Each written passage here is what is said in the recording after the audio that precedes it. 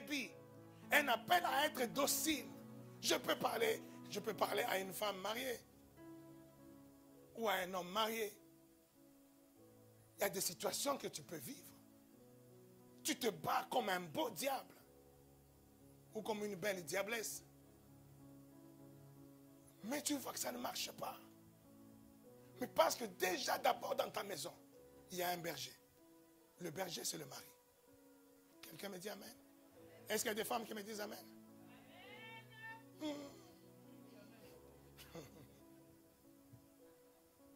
Est-ce que les femmes peuvent dire amen? Pourquoi vous ne dites pas amen bien?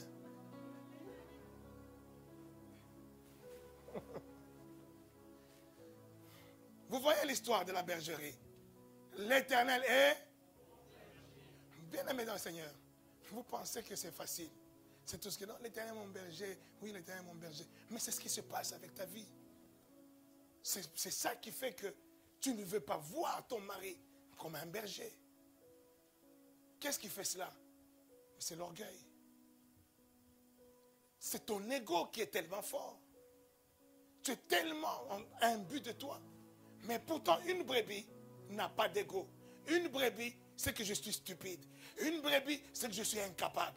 Une brebis, c'est que je ne peux pas manger. Je ne peux pas boire. Si le berger ne se lève pas. Et Dieu a fait cette hiérarchie. C'est une hiérarchie divine. Des fois, vous entendez, quand on dit ces choses, c'est tous les femmes, ils pensent que non, là c'est seulement, non, là c'est les Africains, c'est les Africains. Je suis allé au Luxembourg la semaine dernière. Docteur Judy, américaine, blanche, américaine d'origine américaine. Son mari blanc, américain d'origine italienne. Docteur Judy et son mari Joe, il était en train de prêcher. Il dit, je vais dire à un homme, si tu veux épouser une femme, épouse une femme vigoureuse, une femme qui est capable de travailler, pas dans les chantiers, pas dans les entreprises, mais une femme qui est capable de tenir la maison, à manger, à boire, à se vêtir, tout, qui peut ranger la maison correctement.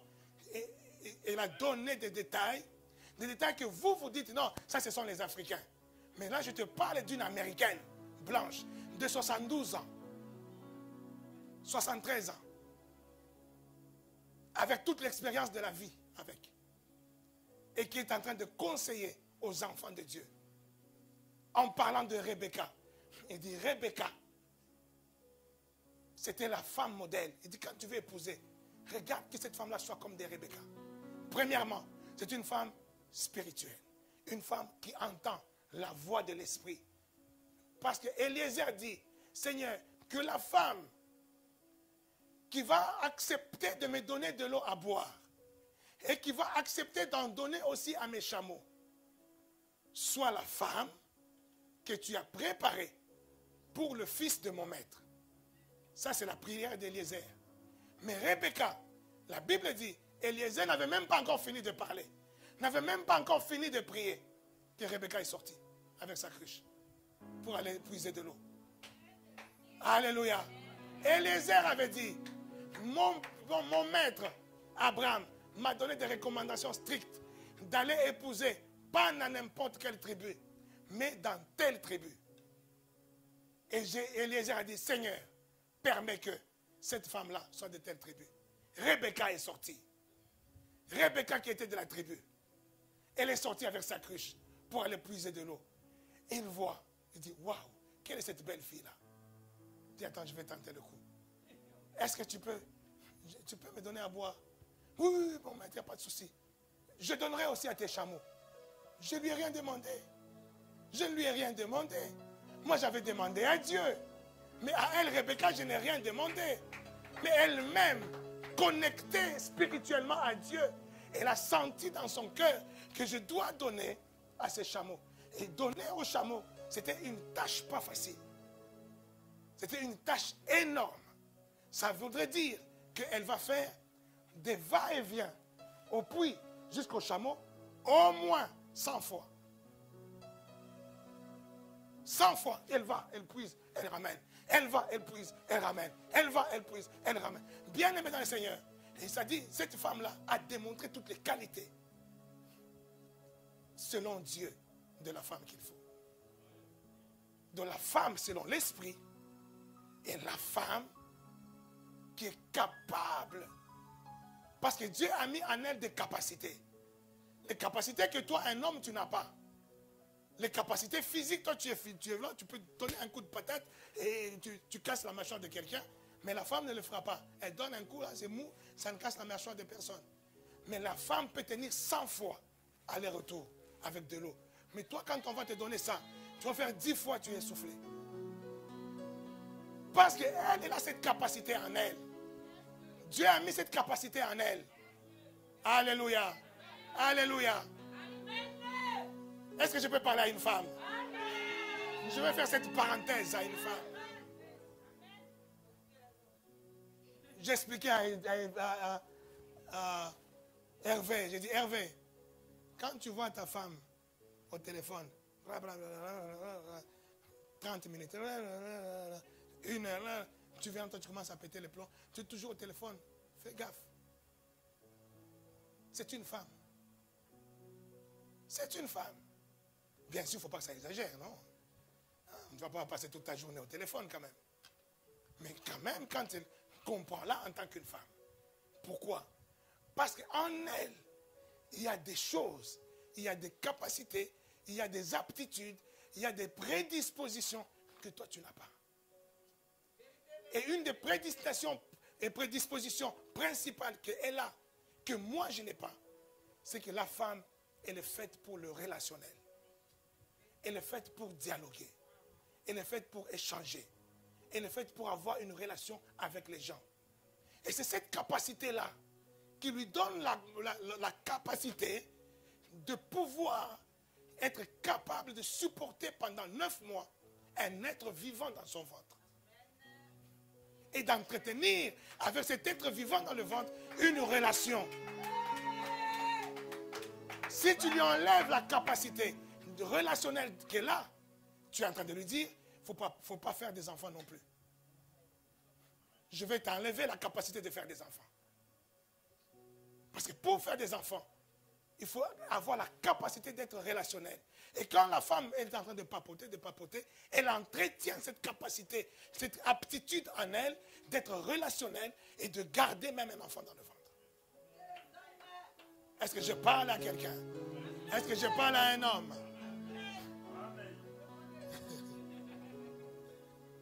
Bien aimé dans le Seigneur, les capacités que Dieu a mises dans la femme sont pour compléter les capacités que Dieu a mises dans l'homme.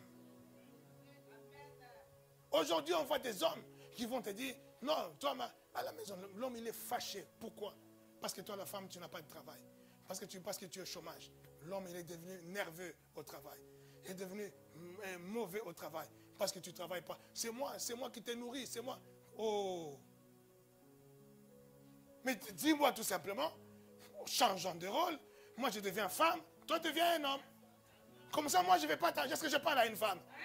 Dis, si tu as un mari qui te dit ça, dis-lui, ok, on change de rôle.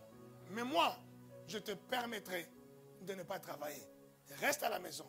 Tu fais les ménages, tu fais à manger, tu t'occupes des enfants, tu fais tout. Moi, je vais aller chercher du travail.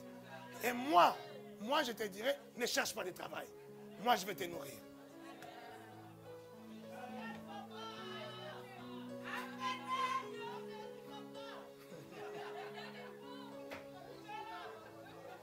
Aujourd'hui, les hommes, ils veulent fuir leur responsabilité. La responsabilité de l'homme.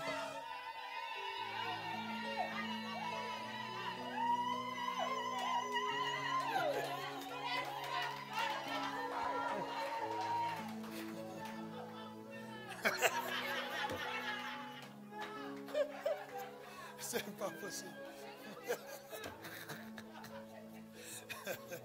C'est pas possible. C'est comme si j'ai pointé du doigt quelque chose.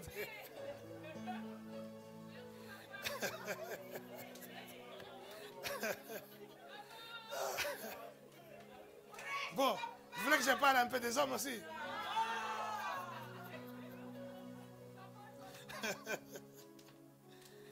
Alléluia. Alléluia. Laissons le berger à la place du berger. Toi, la brebis, reste à la place de brebis. Et si toi, brebis, entends la voix du berger et tu ne fais que suivre le berger, tout va se passer très bien. Si toi, femme, tu entends la voix du mari et tu suis le mari, tout va se passer très bien. Quelqu'un me dit amen. Le problème, c'est que tu ne veux pas entendre la voix. Et il y a un désordre. Il y en a un qui ne comprend pas ce qui est dans la femme ne comprend pas ce qui est dans l'homme. Vous êtes dans un désordre. Mais si chacun comprend sa place, chacun se met à sa place. Je suis brebis, je reste à ma place de brebis. Je suis berger, je reste à ma place de berger. Je conduis. Alléluia. Moi, brebis, je saurai qu'on est en train de traverser des situations compliquées. Mais je suis heureuse. Vous voulez que je répète? Moi, brebis, je traverse des situations compliquées. Mais je suis heureuse. Pourquoi je suis heureuse? Parce que j'ai un berger devant moi. Est-ce que je parle à une femme? Est-ce que je parle à une femme? Je suis heureuse parce que j'ai un berger devant moi. Et moi, je suis brebis. Mais si la brebis commence tout le temps à se dire, ah, moi, cette herbe-là n'est pas bonne. Ah non, cette eau n'est pas bonne. Ah non, c'est ça. C'est fini, la bergerie est déstabilisée. Quelqu'un me dit amen? La bergerie est déstabilisée. Mais la brebis apprend à se contenter de ce que le berger lui amène. Quand la brebis commence à avoir des ambitions plus que le berger, la bergerie n'est plus bergerie. La bergerie est déstabilisée. Est-ce que je parle à un couple? Est-ce que je parle à un couple? Quand dans le couple cet équilibre-là est rompu, où la femme apprend à vivre avec ce qu'elle a. Alléluia. Philippiens chapitre 4. Est-ce qu'un homme peut dire un bon amen? Que Dieu te bénisse. Que Dieu te bénisse. Prends Philippiens chapitre 4. Lis-moi le verset 11. Ce n'est pas en vue de mes besoins que je dis cela. Hein? Car j'ai appris à être content de l'état où je me trouve. Ce n'est pas en vue de mes besoins que j'ai appris cela. Car j'ai appris à être content de l'état où je me trouve. J'ai appris à être content de l'état dans lequel je me trouve. Vous savez, Paul, quand il écrit ça, il écrit cette lettre aux Philippiens. Paul, il a quel âge? Vous savez, il est en train de dire quoi? J'ai appris. J'apprends. Ça veut dire, Paul est en train de dire ces choses. Ce n'est pas au moment où il a rencontré le Seigneur Jésus et sur le chemin de Damas, il s'est converti. Il dit, ah, ça y est. Mais Paul commence à écrire toutes ces lettres-là. Ça veut dire, Paul, il a expérimenté des choses dans la vie. Des choses négatives, positives. Et il conclut disant, j'ai appris. Pour apprendre, on est dans une marche. Quelqu'un me dit amen. Comme il dit, il m'amène vers des verts pâturages. Il me conduit vers des eaux paisibles. C'est une marche, c'est une conduite. Paul est en train de dire cela. C'est ça qu'il veut dire en disant, j'ai appris. C'est dans la marche, dans la conduite, j'apprends. C'est-à-dire, il y a des moments que Paul est en train de dire, en disant cela. Lis un peu plus haut. Un peu plus haut. Où il est en train d'expliquer justement que j'ai appris à vivre dans la disette. J'ai appris à vivre dans l'abondance. J'ai appris à vivre dans la gloire. J'ai appris à vivre dans l'humiliation. J'ai appris à vivre dans toutes les circonstances de la vie. J'ai appris. Verset 12. Je sais vivre dans l'humiliation. Je sais vivre dans l'humiliation. Et je sais vivre dans l'abondance. Je sais vivre dans l'abondance. En tout et partout. Et en tout et partout. J'ai appris à être rassasié. J'ai appris à être... Je disais avant de commencer ici que le bonheur, ce n'est pas lié à ce que tu veux avoir. Ce n'est pas lié à ce que tu n'as pas. Le bonheur est lié à ce que tu as. Le bonheur est lié au présent et un présent continu. Tu apprends à te contenter de ce que tu as. Tu ne seras plus envieux.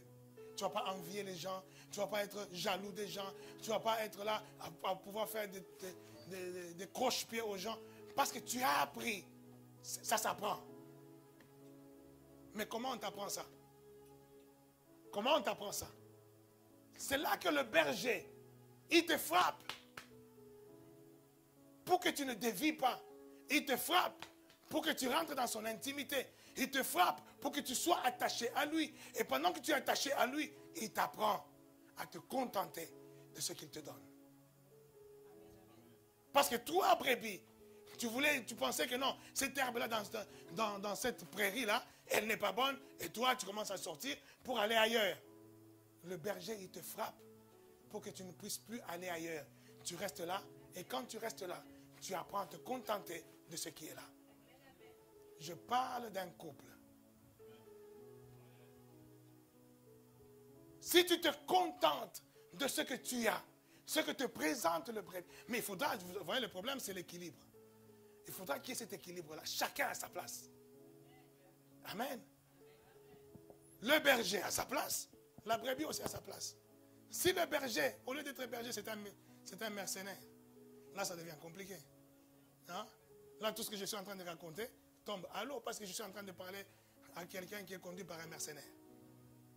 Mais si le berger, il est berger à son poste, la brebis suivra.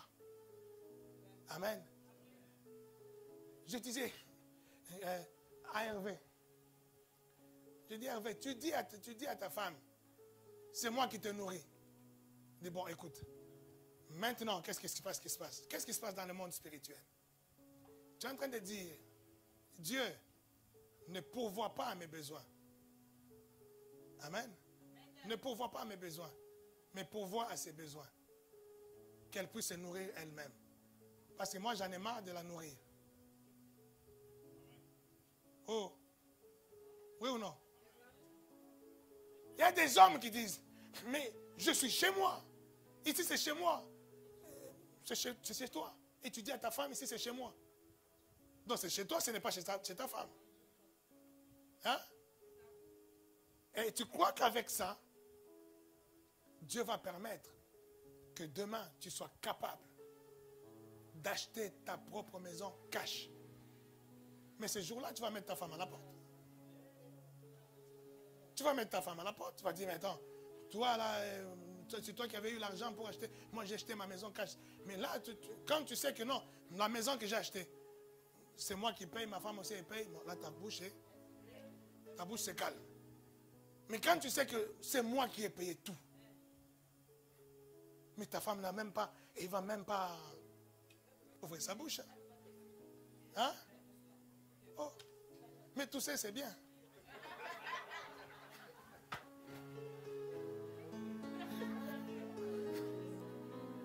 Je lui ai raconté une chose. Il y a une femme qui nous avait témoigné, une grande dame. Hein? Une grande dame qui aujourd'hui est vraiment très haut placée. Qui nous avait témoigné quand j'étais à l'île Maurice. Et cette dame, elle témoigne comment elle avait divorcé de son mari.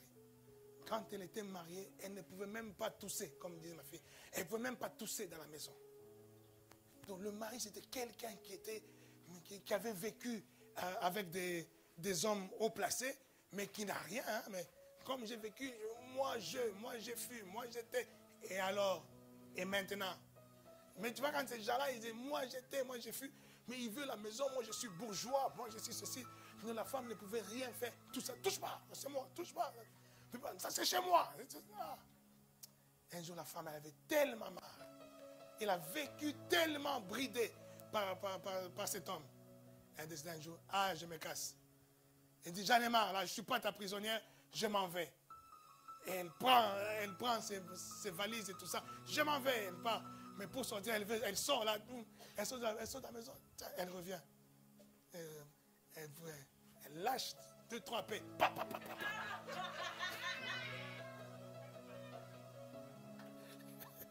Elle dit, tiens, Dans ma maison, je n'arrive même pas à faire ça. C'est pas possible. Je dis, papa, elle laisse ça. Et puis elle part. Quelqu'un a compris? Vous ne voulez pas quand même que je dise des choses, hein? Pour dire que dans ta propre maison, tu n'arrives même pas à lâcher. Ça te prend le ventre, tu n'arrives pas à lâcher. Pourquoi? Parce que dès que tu lâches, là, le mari, là, regarde, sale fille, regarde. Oh, je suis chez moi. Où est le problème? Je suis chez moi. Je lâche quand je veux. Je suis libre ou pas? Alors si tu es en train de dire à ton mari, c'est chez moi, alors c'est un HLM. C'est chez moi, alors tout simplement toi tu ne payes que le loyer. C'est chez moi. Mais le jour où c'est toi tu vas acheter avec ton propre argent, tu achètes une maison. Mais la femme là, est-ce qu'elle peut lâcher dans la maison là?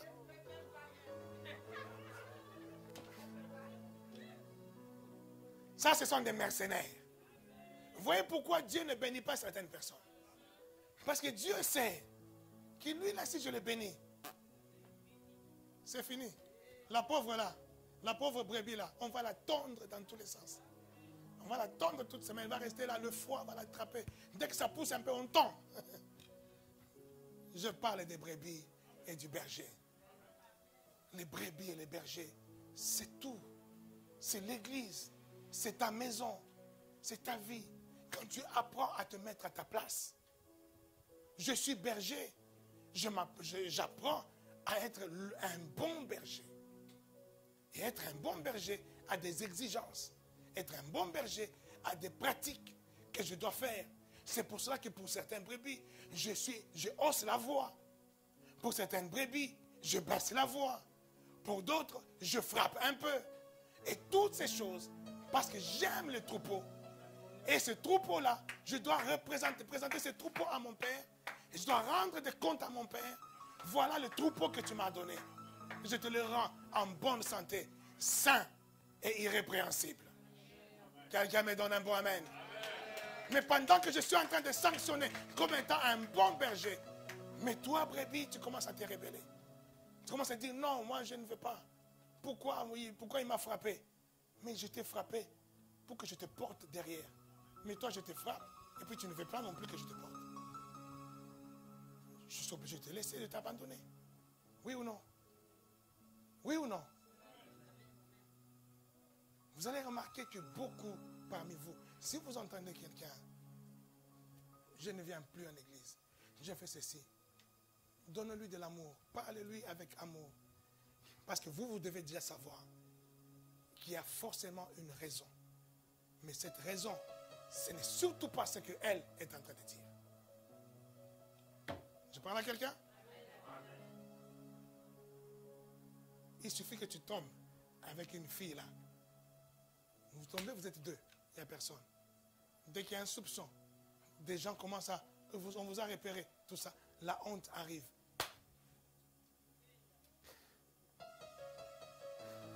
Tu as honte. Tu as l'impression dès que je suis là, c'est comme si tout le monde me voit. C'est comme si tout le monde parle de moi. C'est comme si tout le monde me pointe du doigt. Il n'y a personne qui te pointe du doigt. Personne ne parle de toi. Les gens ont suffisamment de problèmes eux-mêmes pour qu'ils s'intéressent à tes problèmes. Même s'ils t'ont vu. Même s'ils t'ont entendu. Ils ont suffisamment leurs problèmes. Et si même ils arrivent à parler de toi, c'est pour ton bien. C'est pour avertir le berger. Occupe-toi de cette brebis-là. J'ai l'impression que la brebis est en train de dévier. Alléluia. Ne le prends pas mal. Ne fuis pas le berger. Reste attaché au berger. C'est là qu'il y a ton salut. C'est là qu'il y a ta nourriture. C'est là qu'il y a tout. Si tu t'éloignes du berger, tu deviens fragile. Tu deviens la proie de tout le monde. Alléluia. Alléluia. Pourquoi le Seigneur Jésus dit à ses disciples, je vous envoie comme qui? Comme des brebis au milieu de qui? Au milieu des loups. Pourquoi il dit ça? C'est une manière de leur dire, je vous envoie, mais ne comptez pas sur vous-même. Comptez sur moi. Tu veux faire le ministère, ne compte pas sur toi-même. Compte sur moi. Si tu comptes sur toi-même, tu auras affaire à des loups. Et les loups vont te dévorer. Mais si tu comptes sur moi, tu es au milieu des loups. Mais les loups ne vont pas te dévorer. Tu as des problèmes, bien-aimé dans le Seigneur. Tu as des soucis dans ta propre vie. Tu t'es égaré. Ne compte pas sur toi-même. Ne compte pas sur ta propre sagesse. Ne te vois pas plus sage toi-même à tes propres yeux. Ne sois pas sage à tes propres yeux. Dis, avec ma petite sagesse-là, je l'abandonne. Je reviens auprès du berger. Papa, en ce moment, je suis en train de m'éloigner. Mais je sais que c'est parce que j'ai eu des choses. Tu as honte. Dis, papa, je sais que tu sais. Dis seulement ça. Je sais que tu sais, je ne peux pas te dire, mais vraiment, je me suis égaré. Et effectivement, je le sais. Et c'est pour ça que je te tends la main. Alléluia. Alléluia. Je tends la main. Quand je ne tends plus la main, ça veut dire que j'ai déjà tendu la main. Ça n'a pas marché. Et là, je dis que ce n'est plus bon. Donc la brebis n'entend plus ma voix. Ce n'est plus la peine. Mais je tends la main. Personne, des gens qui ont été mes brebis et qui ne sont plus là, personne ne te dira que je n'ai jamais tendu la main. Personne. Personne. Je tends toujours la main. Amen. N'est-ce pas, Sylvie? Je ne t'ai pas tendu la main. C'est pour ça que tu es là, non? Je tends toujours la main. Il y en a même qui ont été très étonnés. Très étonnés de découvrir que malgré ce qu'elle a fait, et quand moi j'ai appris ce qu'elle a fait, ma réaction l'a étonné. Ma réaction l'a étonné. Il s'attendait, j'aime papa faire. Parce qu'il y a aussi au milieu des brebis, il y a d'autres brebis qui ne sont pas brebis, mais qui sont simplement des loups ou des chèvres avec une peau de brebis.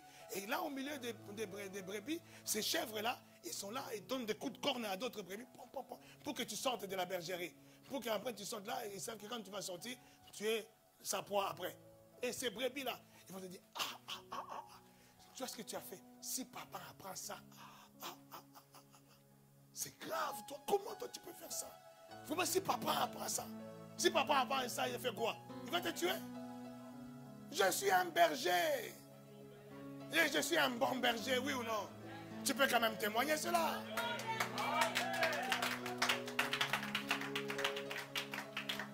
Il y en a que ça devient des excuses. Ça devient une excuse pour quitter la bergerie. Une excuse pour t'éloigner parce que toi, tu as tout simplement entendu la voix d'un autre berger. Amen. Et ça devient ton excuse. Ah non, mais si papa, il a fait quoi? Tu as déjà entendu papa tuer quelqu'un? Tu as déjà entendu papa fustiger quelqu'un ou maudire quelqu'un parce que quelqu'un est tombé en impudicité, parce que quelqu'un, il a volé. Tu as déjà vu papa faire ça? Mais je peux vous dire, il y a même des gens qui ont trompé leur mari. Et que moi je sais. Et qu'eux-mêmes ils le savent. Et qu'il s'est resté un secret entre moi et lui. Et elle. Et quand tu veux voir avec la personne, tu ne peux même pas imaginer qu'une telle chose peut se passer. Qu'une telle chose a pu se passer. Parce que c'est à elle que je montre même beaucoup plus d'amour. Oh. Ne commence pas à regarder. C'est qui en ce moment, papa? Là, il y a un mari de quelqu'un qui va être là. Il commence à surveiller sa femme. Là. En ce moment, c'est comme si je ne voyais pas bien. Papa, il est tout le temps. Ma fille. Toi là, il veut. Hé, pousse-toi là. Tu ne dis rien. Mais tu restes là-bas. Tu ne dis rien. Tu commences à imaginer. Non. Elle n'est pas au milieu de vous là.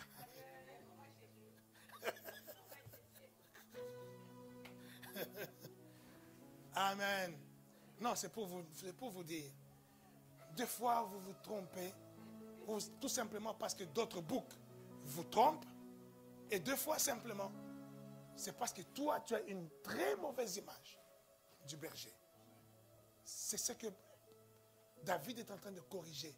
Il est en train de faire un poème à son berger. L'Éternel, l'Éternel, il est mon berger à moi. L'Éternel est mon berger. Et je ne manquerai de rien. Il me conduit vers des verts pâturages. Il m'apprend à vivre dans la disette, à vivre dans le manque, à vivre dans ceci. Mais je me contente de tout ce qu'il me donne parce que c'est lui mon berger. Je n'ai pas d'autre source. Il est ma source. Si aujourd'hui je manque d'avion, ce n'est pas un problème. Si aujourd'hui, 2 fois à la maison, je manque à manger, je ne dis pas, oh Dieu, qu'est-ce que tu m'as fait? Que Dieu, je vais arrêter ces histoires, je vais arrêter le ministère. Non, je rends grâce à Dieu. Je dis, tu es mon berger. Tu es mon berger. Tu m'apprends à vivre dans la disette. Tu m'apprends à vivre dans l'abondance.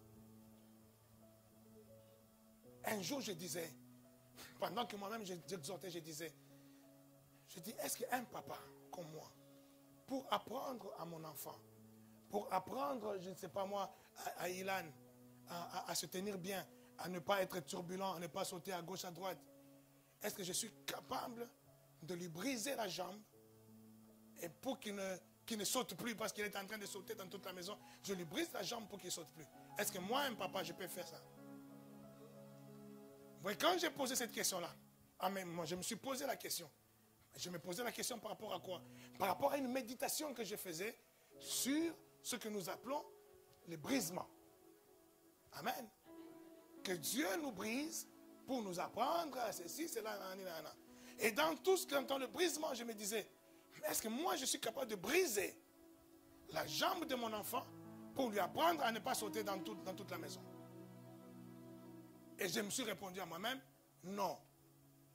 Alors je me dis, mais comment Dieu, un Dieu bon, plus bon que moi, pourquoi il va me briser? Attention, ne dis pas alléluia très vite. Parce que je n'ai pas encore fini. Dis à ton voisin, il n'a pas encore fini.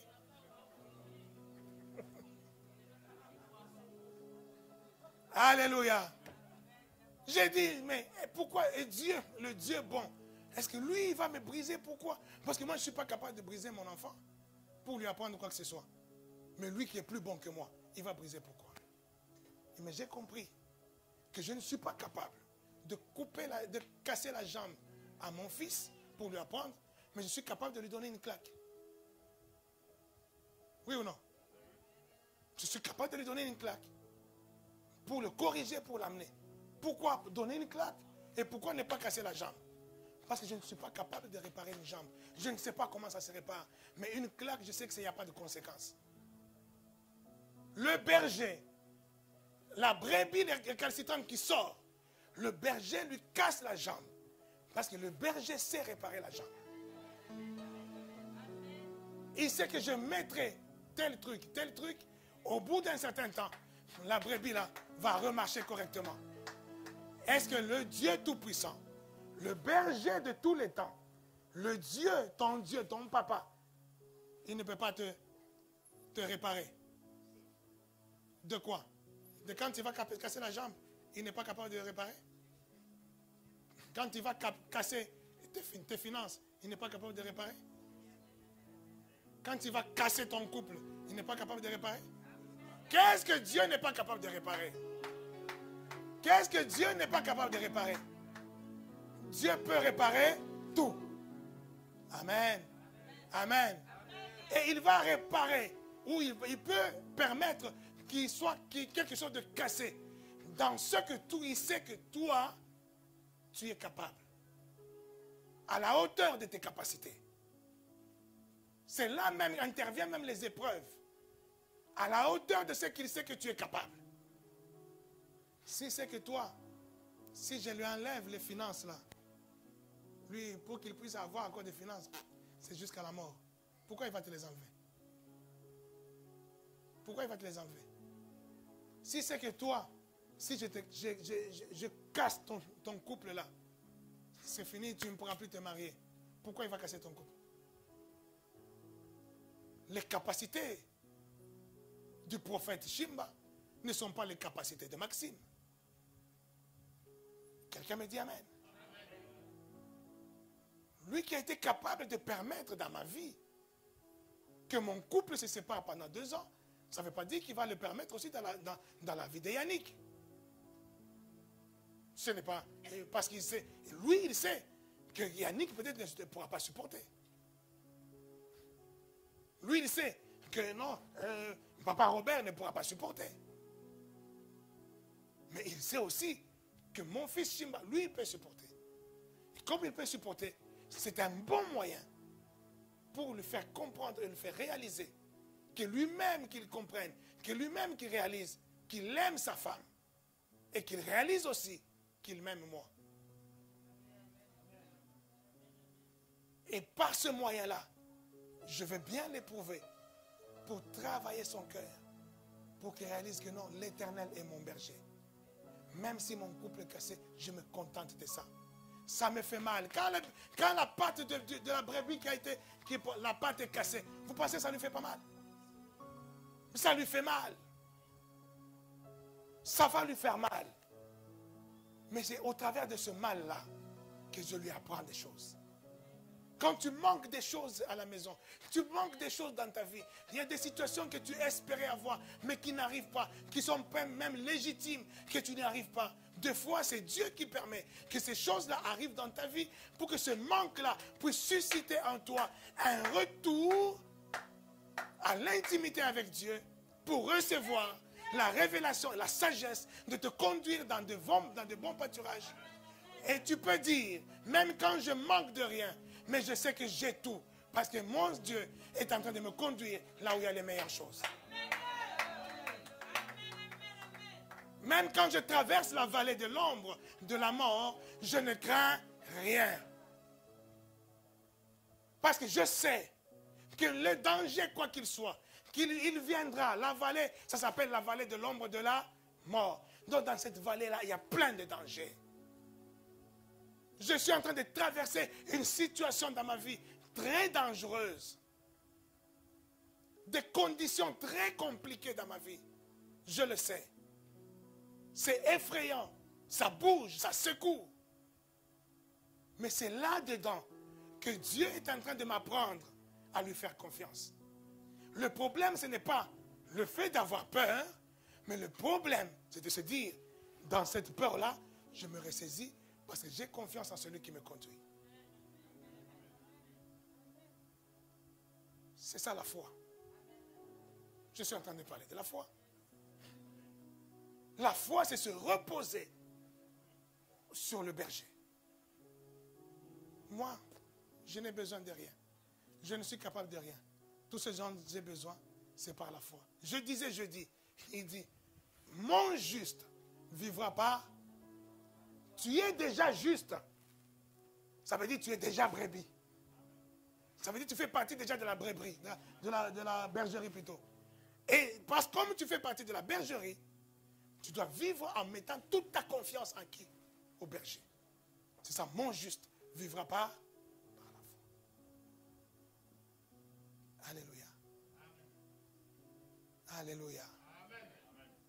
Je vais chuter là-dessus. Hier, je disais, il y a quelque chose qui a interpellé un peu à l'école des leaders. Je disais une chose, on parle beaucoup de justice. Mon juste, justice, justice. Mais la justice là, ça parle de quoi? J'avais posé cette question hier à l'école des leaders. Personne n'a su me répondre. C'est quoi être juste?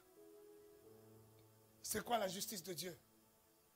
La Bible dit que c'est en croyant du cœur que nous parvenons à quoi? À la justice. Et en confessant de la bouche que nous parvenons au... C'est quoi cette justice? Donc la Bible est en train de parler de la base de la vie d'un chrétien. C'est ça la base de la vie d'un chrétien. Comment on devient chrétien? C'est en croyant du cœur qu'on parvient à la justice, en confessant de la bouche qu'on parvient au salut. C'est quoi cette justice? Et je peux vous dire, je peux poser cette question-là de vous tous. Il y a peut-être 1% Qui peut me répondre? C'est quoi la justice? En même temps, c'est ça la base de la vie chrétienne. La base de la vie chrétienne, c'est la justice. Tu me conduis vers des eaux paisibles. Amen. Tu m'amènes vers des verts pâturages. Ta houlette et ton bâton me rassurent. Continuez le psaume 23. On va finir là-dessus.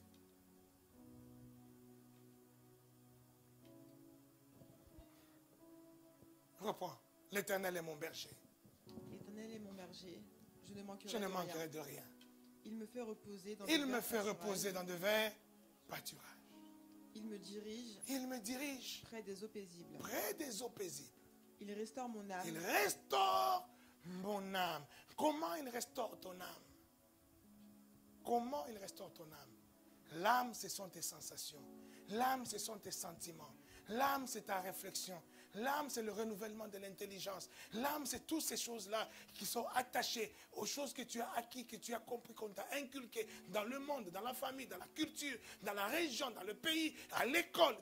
Toutes ces choses-là font partie de ton âme. Et cette âme-là, on t'a inculqué des choses qui t'ont éloigné de la vérité, qui t'ont éloigné du berger. Tout a voulu t'amener à vivre selon toi, à vivre par toi-même. Mais le berger est en train de dire, si tu es brebis, tu ne vas pas vivre selon toi, tu vas vivre selon moi. Et lui maintenant, il restaure ton âme. Comment il restaure ton âme? Comment peut-on restaurer quelque chose si la chose n'avait pas été détruite avant? Il restaure mon âme. Il parle de quelque chose qui avait déjà été détruite et qui doit être maintenant restaurée. Qu'est-ce qui a été détruit? C'est ta qualité de brebis qui a été détruite. Tu es brebis, mais tu t'es retrouvé avec des conditions, avec des attitudes, avec des habitudes de chien, de chat, de cheval, de je ne sais pas quel animal. Mais alors que tu es brebis, et comme tu es brebis, mais toi tu t'es pris pour un chien, tu t'es retrouvé au milieu des chiens, et les chiens t'ont bouffé. Comme tu es brebis, tu t'es pris pour un loup, tu t'es retrouvé au milieu des loups, les loups t'ont dévoré. Il restaure mon âme. Il t'amène à comprendre, à réaliser. Là, tu es sur ses épaules. Là, il t'a brisé. Là, il t'a frappé. Alléluia. Et là, il te met maintenant sur ses épaules. Il te montre tout son amour. Et la chose qui va te changer, c'est l'amour qu'il est en train de te démontrer. Il n'est plus en train de te pointer du doigt. Il ne faudra pas faire ça, il ne faudra pas faire ça, il ne faudra pas faire ça, il ne faudra pas faire ça. Non, il te dit, je t'aime. Je te porte sur mes épaules. Reçois la chaleur de mon corps. Entends la douceur de ma voix. Je t'aime. Je suis en train de parler à quelqu'un. C'est Dieu qui est en train de parler à quelqu'un. Regarde la situation dans laquelle tu es. Malgré ta situation, mais tu viens à l'église, tu es en train de prier, Dieu te dit, ma fille, je t'aime. Et là, tu dis, avec tout ce que je suis en train de vivre là, il dit, je t'aime, je t'aime. Ces prophéties-là, moi, je ne les aime pas. Hein. Mais Dieu est en train de te dire, je t'aime. Il veut que tu entendes la douceur de sa voix. Que tu comprennes, que tu réalises l'amour, que ce n'est pas parce que tu es boiteux qu'il est méchant envers toi. Si tu es boiteux, c'est parce qu'il veut te ramener à ce que tu puisses vivre, marcher correctement. Oh. Oh. Vous savez pourquoi Jacob, il s'appelle Israël?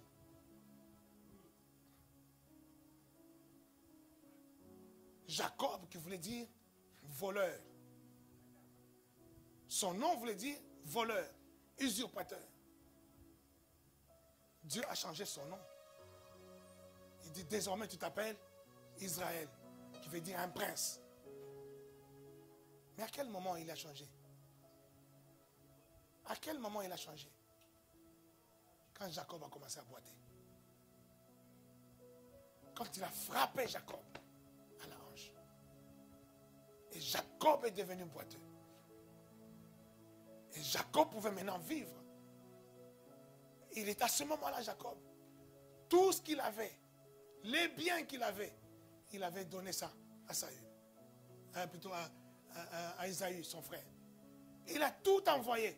Donnez ça à mon frère. Donnez ça à mon frère. Donnez ça parce qu'il a peur que son frère puisse le tuer.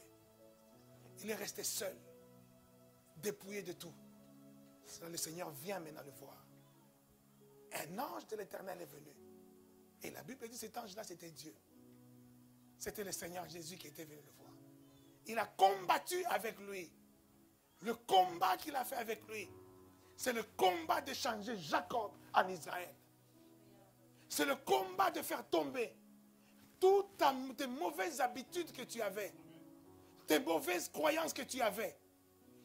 Tu engages un combat avec le berger pour que tu sortes de ces choses-là. Tu rentres dans la bergerie.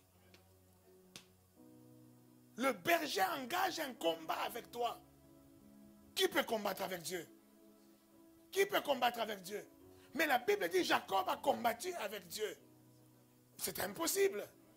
En fait, ce n'est pas Jacob n'a pas combattu vraiment avec Dieu. Mais Dieu a combattu avec les choses qui faisaient Jacob, Jacob.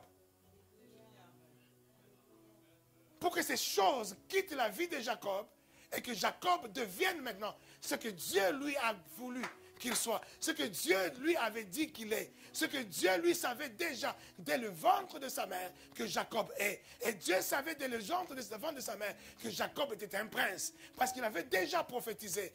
Il avait dit déjà à sa maman que le plus petit assujettira le plus grand. C'est le plus petit qui sera l'héritier.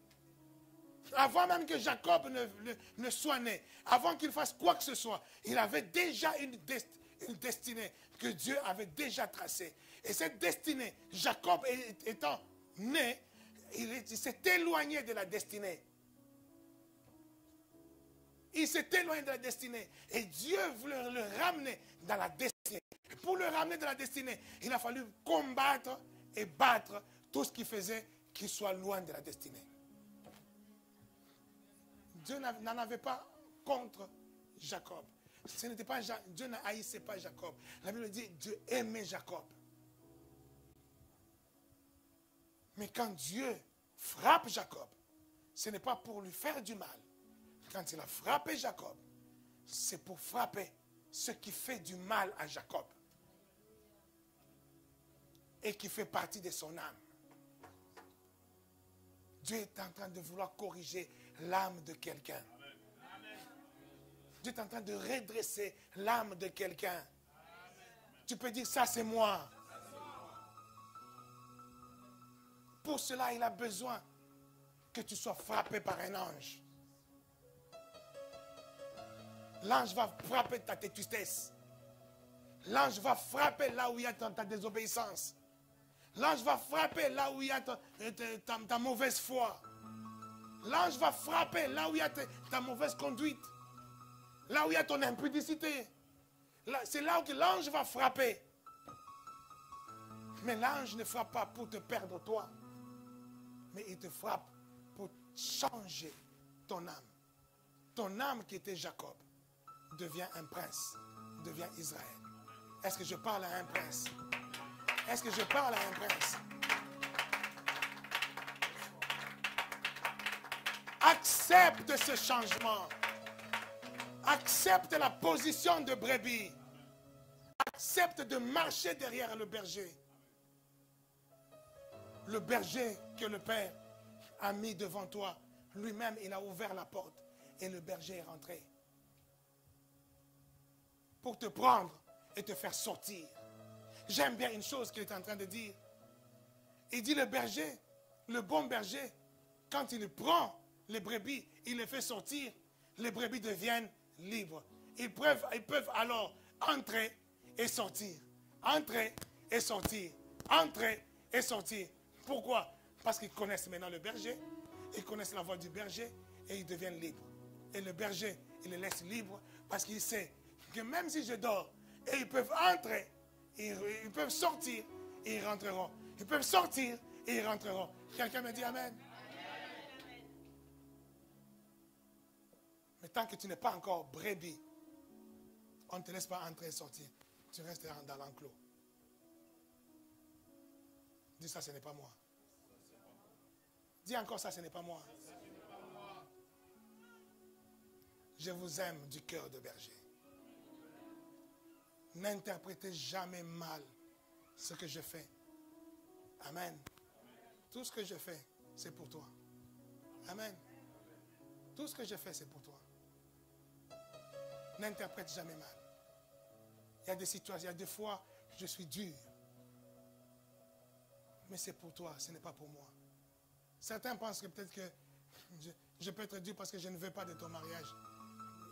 Pourquoi je ne vais pas vouloir de ton mariage? Pour que moi, je te marie. Je suis polygame, moi. Je ne suis pas polygame. Hein? Et j'ai une belle femme. Hein? Amen. Je n'envie pas la femme d'autrui. Hein? Mais c'est pour ton bien que je peux me lever. C'est pour ton bien que je peux te frapper. C'est pour ton bien que je peux sanctionner. Amen. Si tu vois cela avec un bon œil, tu vivras les bénéfices de cela. Si tu le vois avec un mauvais œil, tu ne seras même pas boiteux. Parce que je ne te frapperai même pas. Amen. Amen. Dieu a tant aimé Jacob qu'il l'a frappé. Et Dieu a détesté Ésaü qu'il ne l'a pas frappé. Ça, c'est pas moi qui l'ai dit, hein, c'est Bible qui a dit. Dieu avait aimé Jacob, il avait détesté Ésaü. Est-ce que Dieu a frappé Ésaü? Il a frappé qui? Il a frappé Jacob. Et pourquoi toi tu veux penser que quand je te frappe, c'est que je ne t'aime pas? C'est parce que je t'aime que je suis 2 fois dur avec toi. Amen. Amen. Ne sois pas ingrat. Reconnais que l'Éternel est ton berger. Comme je disais jeudi, beaucoup de chrétiens aujourd'hui sont tellement ingrats. Ils oublient vite. Ils oublient que non, mon papa là, ma maman là, c'est elle qui m'a porté 9 mois dans le ventre. Elle avait des nausées, elle avait des situations compliquées, mais elle m'a porté 9 mois dans le ventre. Et quand je suis venu au monde, c'est elle qui ne dormait pas. Je me réveillais à 1h du matin à crier, gna, gna, j'ai besoin de biberons. Et elle-même, avec le sommeil, elle est là, elle sort le sein. Elle est en train de dormir, mais elle sort le sein pour pouvoir m'allaiter. Tout ça, tu oublies. Et tu commences à te dire, ah, maman ne m'aime pas, maman ne m'aime pas. Comment ça? Ne t'aime pas parce que tu as dit, non, je n'aime pas ce mariage-là. Elle ne t'aime pas parce que tu as dit, non, je n'aime pas ta manière de marcher. Je n'aime pas ta manière de te comporter. Tu dis, maman ne m'aime pas. Tu oublies qu'elle t'a porté dans le ventre. Tu oublies qu'il a risqué sa vie pour toi. Qu'il a nettoyé tes caca et changé des couches. Des fois, tu as fait caca, elle te prenait comme ça. Et il veut te faire un bisou là. Tu as tout lâché. L'habit qu'elle venait d'acheter là, il fallait même tout de suite aller amener ça au pressing. Tout ça, tu oublies. Amen. Tu oublies ce que ton pasteur a fait pour toi. Tu oublies le moment où tu étais dans la détresse. Et le pasteur, il priait avec toi. Il pleurait avec toi. Il était là à te papoter. Est-ce qu'il était obligé? Est-ce qu'il était obligé? Je salue et je bénis le papa de Hervanis. C'est rare qu'on soit honoré d'une telle manière. Amen.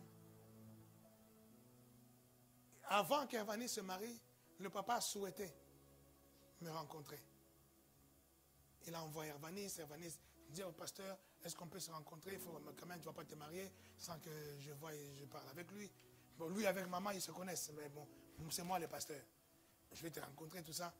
Je dis, ok, il n'y a pas de souci, je lui dirai. je l'appellerai, je l'appellerai, je l'appellerai, je l'appellerai, je l'appellerai. 1 mois, 2 mois, 3 mois, 4 mois, je l'appellerai. Je n'appellerai jamais.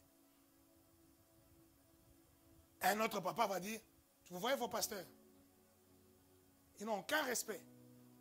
C'est lui qui va vous marier. Moi, je l'appelle, il ne vient même pas. Et je lui dis qu'il va, ça va aller dans tous les sens. Comme si je suis obligé de le voir. Est-ce que lui, c'est ma brebis? Est-ce que je suis obligé de le voir? Je ne suis pas obligé. Je me concentre sur mes brebis. Hervanis, c'est ma brebis. Et le reste, ce n'est pas mon problème. Mais lui, il a dépassé tout ça. Un jour, je suis à la maison, il envoie Hervanis, pose-lui la question, il ne veut pas me recevoir.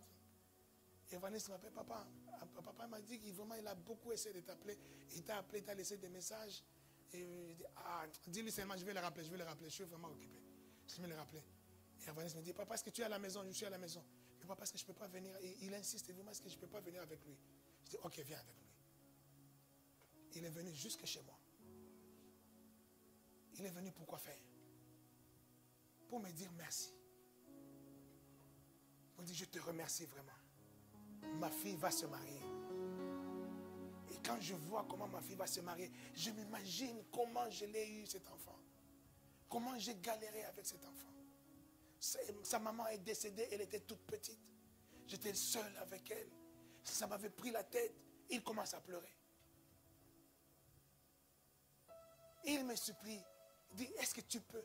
Je sais, on m'a dit, Hervanis m'a dit que non, tu avais dit, tu ne veux plus être dans les dots, hein, les pré-dots et tout ça, les dots là, ce n'est plus ton problème. Toi, tu es à l'église et même la fête, tu ne seras pas là. Je te supplie, pour moi vraiment, est-ce que tu ne peux pas être à la dot?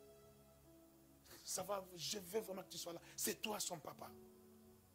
C'est toi qui as fait qu'aujourd'hui, elle se marie. Est-ce que tu peux être là à la dot? Vous voyez, c'est difficile même de refuser quelque chose comme ça. Hein? C'était tellement ému qu'il a failli me faire pleurer même moi-même. Un papa, un père, qui est en train d'exprimer ça. J'ai dit, mais j'aimerais bien être là à la dot. Mais malheureusement, ce jour-là, j'ai une invitation, j'ai un séminaire. Je prêche dans un séminaire à Saint-Denis. Là, il me rappelle, il dit, nous changeons d'horaire. C'était prévu à 19h, et moi j'ai séminaire à 19h. Il dit, nous mettons la dot, ça se fera à 15h. Est-ce que tu peux être là? Il mobilise toute sa famille. Il change tout pour mettre la dot à 15h pour que moi je sois là. Je dis, mais c'est pas obligé que je sois là. Il dit, non, pour moi, vraiment, il faut que tu sois là. Il met à 15h. Mais malheureusement pour lui, 15 heures qu'on avait fixé, bon, comme le prophète exaucé devait être là aussi du côté d'Éric, il devait être là, il venait d'arriver, il était très fatigué avec la route, il m'a appelé, il dit 15 heures c'est trop tôt pour moi.